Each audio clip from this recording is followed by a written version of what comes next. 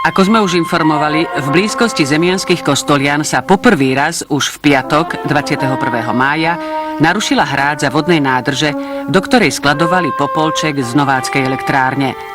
Veľké množstvo uloženého popolčekového a iného odpadu v struskovej depónii sa pod vplyvom dlhotrvajúcich dažďov dalo do pohybu a v osudný piatkový deň ráno o 9:15 zaplavilo dolné okolie priehrady.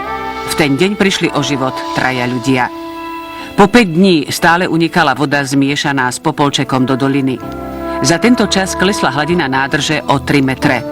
Obsah uloženého popolčeka, vody a iných odpadových látok sa odhadoval na 3 milióny kubických metrov. V útorok 25. mája vo večerných hodinách nastal kritický stav. Vodou silne rozmočená masa začala pracovať. V ten deň na miesto nešťastia prišla komisia Slovenskej národnej rady na čele s tajomníkom UVKSS Františkom Barbírkom. Situácia začala byť vážna.